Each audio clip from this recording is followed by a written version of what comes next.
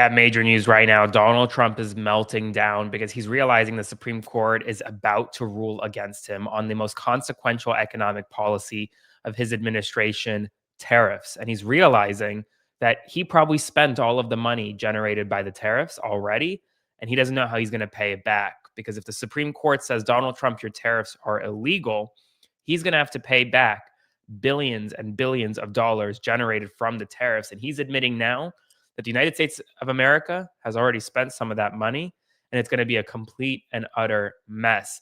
Economic numbers are bad, tariffs are bad, and the Trump administration, well, they're gearing up for a massive loss in front of the United States Supreme Court that could come as soon as this week.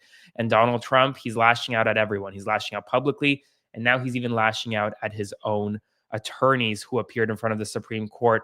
Read this with me. The United States Supreme Court was given the wrong numbers. The unwind in the event of a negative decision on tariffs would be including investment made to be made and return of funds in excess of $3 trillion. It would not be possible to ever make up for that kind of drubbing. That would truly become an insurmountable national security event and devastating to the future of our country, possibly non-sustainable. Read this with me. Who gave the Supreme Court wrong numbers? His own Solicitor General, John Sauer, gave the Supreme Court wrong numbers, according to him. Trump is not happy. And now Trump is saying that excess of $3 trillion that we'd have to pay back, even though the tariffs have only generated about $200 billion worth of revenue for the United States. So not sure where he's getting that $3 trillion number from. But what he's saying here is that essentially the United States of America has spent some of the money, has invested some of the money, and they won't be able to pay back the tariffs. Now, folks, this is stunning. This is absolutely stunning. Donald Trump and the Trump administration always knew that it was a possibility that he would be forced to pay back this money generated from the tariffs. That was always part of the agenda. It was always a part of a possible plan. If the Supreme Court said, you know what, Trump, your tariffs are unconstitutional. And well, despite all of that, he is running our country right now as though he's running a casino in Atlantic City, just spending, spending, spending. And then one day our country could face bankruptcy and he won't have any money to pay lenders. Same thing here. He's spending, spending, spending all this money generated by tariffs. And as soon as this week, the Supreme Court could come back and say, you know what? You can't actually spend that money because you can't even have that money in the first place. And Donald Trump should have seen this coming because if you watched the Supreme Court oral arguments, you would have seen massive resistance from even Trump's own appointed justices. But that's not all. Trump was rebuked by his own party in front of the United States Senate. 5 senators joined all Democrats, 5 Senate Republicans joined all Democrats to rebuke Trump on tariffs on Brazil. 4 Republicans joined all Democrats to rebuke tariffs on Canada. And another 4 joined all Democrats to rebuke Trump's tariffs on every other country under this national emergency declaration that, for all intents and purposes, is about to be overturned. I need your help, so make sure to like, comment, share, and subscribe. Spread this everywhere because the people need to know what's coming for the United States of America. And if what Donald Trump is saying right now is true, then the United States of America will go bankrupt. We will have jobless numbers record high. Companies will suffer. Because what he's saying is that we'll be in a $3 trillion hole almost immediately. That's negative GDP growth. That's high unemployment. That's high costs, even higher than we have right now. And it's because the Trump administration did not account for the possibility that the Supreme Court could overturn his tariffs. And well, they're about to. They're about to. And well, when asked about the current economic situation, Donald Trump just kind of brushed it off.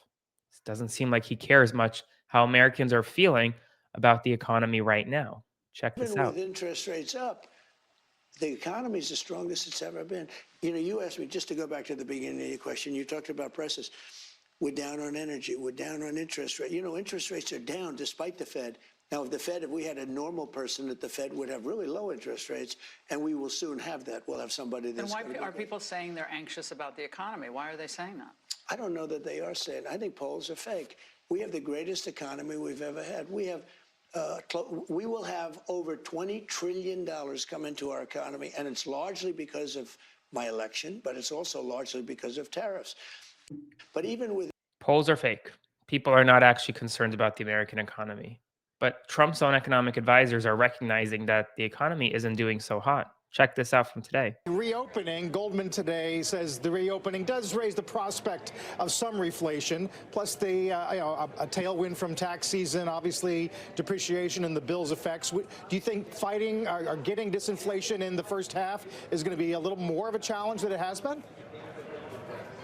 Well, I mean, if you look at it, right, the last CPI report surprised almost all the Wall Street analysts, 48 of them on the downside, meaning it was good news on inflation. And that number itself was inflated because there was a bunch of refineries shut down, if you're looking at the top line. And so we're comfortable that inflation has come way down, the 5% on average for Joe Biden. It's probably a little less than half of that right now. And the trajectory is really, really, really good if you look at it. And inflation is one of those things that has a lot of momentum if you look at the charts. And the momentum right now is headed really towards the Fed's target. Even though it's been increasing for 5 straight months as of September? Well, I guess if you look at it from January, there's ups and downs and seasonals. But yeah, it is surprised on the downside. Ups and downs, ups and downs. He tried to say that it was such a good economy that inflation is all the way down. And then he was saying, well, there are ups and downs because since January, for 5 straight months, as the host on CNBC said, inflation has risen to 3% for the first time now and was rising for the past 5 months. And look at this from today. The United States likely lost 50,000 jobs in October.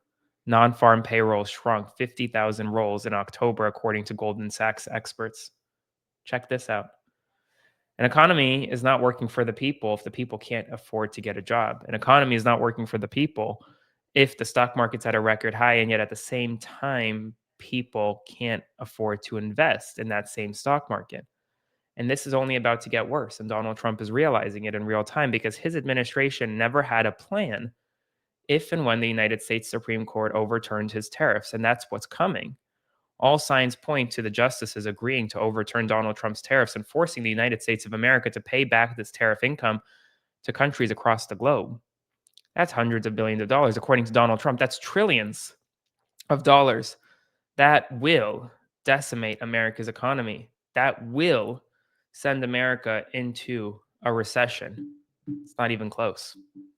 We'll see what happens. Obviously, the Supreme Court has until June to rule, but if I had to predict, we'll get a ruling sooner, and it won't be one that's favorable to Donald Trump or the American economy under the Trump presidency.